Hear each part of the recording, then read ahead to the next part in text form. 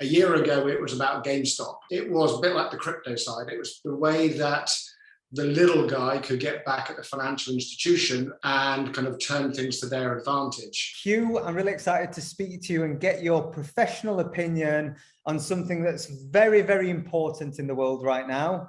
It's not Boris, it is Minions. But for those that are aware, Minions has been a box office smash, largely driven by the cult following online. And what's basically been happening, young people, teenagers, adults alike have been reenacting Minions and causing havoc in cinemas and kind of taking moments from the film and doing them in the real world and getting booted out of cinemas and such.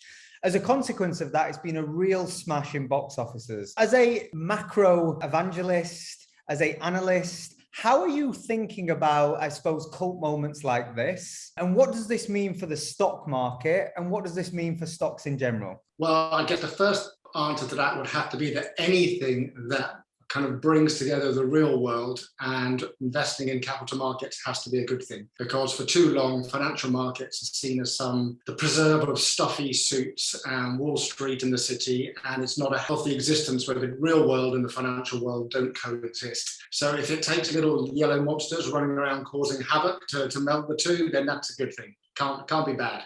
In terms of Comcast, which is the company that owns Universal Pictures, they've had a small uplift on the back of it, but the 125 million box office takings over the July 4th weekend is a record. So it is good news. I guess the main point for us is that in a way, it's the nice side of the kind of revolution that's happening in finance. Again, the democratization of finance. So a year ago, it was about GameStop. It was a bit like the crypto side. It was the way that the little guy could get back at the financial institution and kind of turn things to their advantage. In the same way that people were thinking about GameStop, AMC, Comcast, whatever the crypto, doesn't really matter.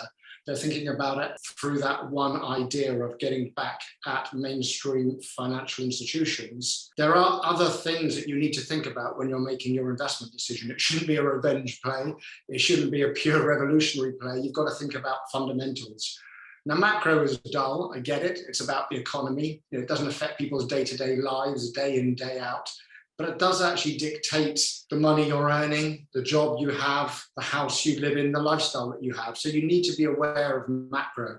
And even something like Comcast, even though it's enjoying an uplift on the back of the Minions dynamic, it also has to be aware of what's happening in the broader economy. And that's really our main message. For any financial investment, you need to think about the bigger picture as well as your other motivations.